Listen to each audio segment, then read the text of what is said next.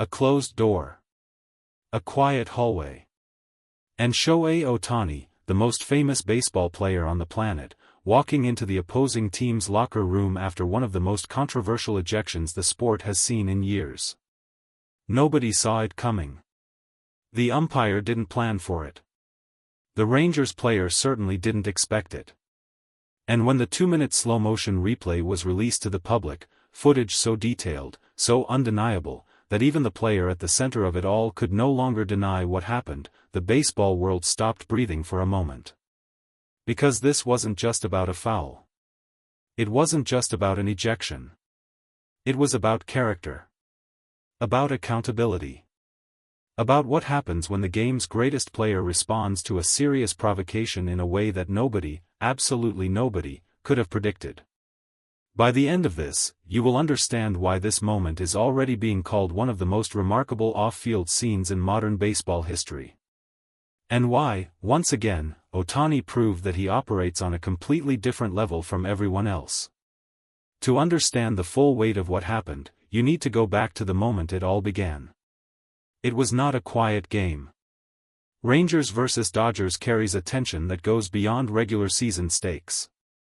These are two franchises with proud histories, passionate fan bases, and rosters filled with players who compete with an edge that sometimes, just sometimes, crosses a line. On this particular night, that line was crossed.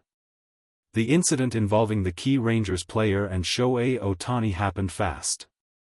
These things always do. One moment the game is flowing normally, pitch, swing, movement around the bases, and then suddenly the atmosphere shifts. You can feel it even through a television screen. The body language changes. Voices rise. And then the umpire moves. What the Rangers player did in that moment was serious enough that the umpire didn't hesitate. There was no warning. No quiet word in the ear. No final chance to walk it back. The ejection was immediate. Firm. And completely unambiguous. The stadium reacted instantly, a mixture of shock, outrage, and in certain sections, a grim satisfaction that the line had finally been called. Players on both benches stood up. Coaches moved toward the field.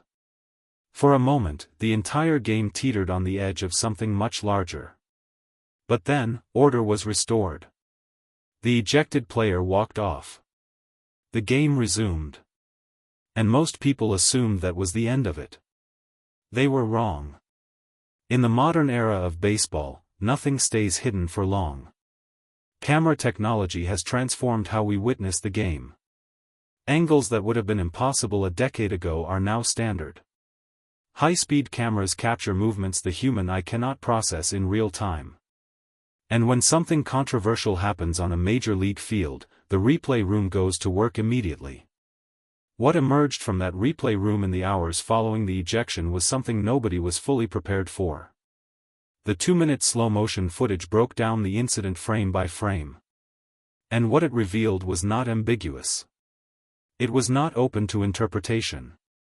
It was not one of those controversial calls that fans argue about for weeks because reasonable people can see it differently. It was clear. Undeniable. The kind of footage that makes you watch it once and immediately understand exactly why the umpire reacted the way he did. Sports analysts who reviewed the footage described it as one of the most blatant violations of competitive conduct they had seen in recent memory. The slow-motion format stripped away every excuse, every possible misreading of the situation.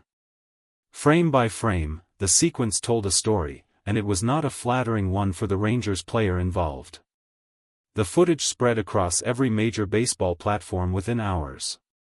It was shared, dissected, debated. Former players weighed in. Broadcasters replayed it during prime-time coverage. And the reaction was almost universal. The umpire had made the right call. Completely and without question. Here is where the story took its first truly unexpected turn. In the aftermath of ejections, players rarely admit fault. This is simply the reality of professional sport. Pride is involved. Legal considerations around fines and suspensions make public statements risky. And the culture of competitive sport, particularly at the highest level, does not naturally reward vulnerability or open admission of wrongdoing. Which is exactly why what the Rangers player said next stopped everyone cold. In a brief but remarkably candid statement released through the team's official channels, the player acknowledged the footage. He did not hide behind vague language. He did not claim the camera angle was misleading. He did not suggest the umpire had overreacted. He admitted it. Directly. Without the careful legal softening that usually surrounds these moments. He said that watching the slow-motion replay himself had been a difficult experience. That seeing his own actions broken down frame by frame, stripped of the adrenaline and competitive heat of the moment, had shown him something he was not proud of. He expressed regret. Not the performative regret of a player trying to minimize a suspension, but something that read as genuinely human and genuinely uncomfortable. Veteran baseball journalists who have covered the sport for decades described it as one of the most honest post-incident statements they had encountered from an active player. One analyst said simply, "It takes a different kind of person to watch that footage and tell the truth about what they see." But even that admission, remarkable as it was, turned out not to be the most shocking part of this story. Nobody knew it was going to happen. There was no announcement. No media alert. No carefully staged moment designed for maximum public impact. Shohei Ohtani simply appeared in the Rangers' locker room after the game. When this detail first emerged, through a report from a journalist who had been given access to the post-game environment, the reaction was immediate disbelief. Players don't do this. Especially not players who were on the receiving end of the kind of conduct that had just resulted in an ejection. The unwritten rules of professional sport create clear boundaries between competing teams, particularly in the immediate aftermath of a contentious game. Ohtani crossed that boundary. Quietly. Without fanfare. Without cameras rolling or press releases prepared. Sources inside the Rangers clubhouse described the moment with a kind of stunned admiration that was impossible to fake. Ohtani entered the room, located the ejected player, and sat down with him. Not for long. The conversation was described as brief but genuine, the kind of exchange that doesn't need many words because the words that are spoken carry enormous weight. What exactly was said between them has not been fully disclosed. Those present respected the privacy of the moment enough not to broadcast every detail. But the broad shape of the conversation has been described by multiple sources in remarkably consistent terms. Ohtani was not angry. He was not there to confront or to humiliate. He was not performing graciousness for the benefit of an audience, because there was no audience. He was simply there as one professional acknowledging another. As a person choosing connection over division at a moment when division would have been far easier and far more expected. To truly understand why that locker room visit resonated so deeply across the baseball world, and beyond it, you need to understand the position Ohtani occupies right now. He is not simply a great player. He has transcended the category of great player entirely. His combination of pitching ability, hitting power, speed, preparation, and consistency has placed him in a conversation that includes only a handful of athletes across all of sports history. The weight of expectation and attention he carries every single day is something very few people on earth can genuinely comprehend. And yet, in that moment, in that Rangers locker room, he set all of it aside. He didn't think about how it would look if someone photographed him there. He didn't calculate the public relations implications. He didn't consult with advisors about whether crossing that locker room threshold was strategically wise given the circumstances. He simply asked himself what the right thing to do was. And then he did it. Veterans who have played alongside Ohtani, coaches who have observed him up close, and analysts who have studied his career consistently describe this quality as the one that separates him most completely from his peers. Not the bat speed. Not the pitch velocity.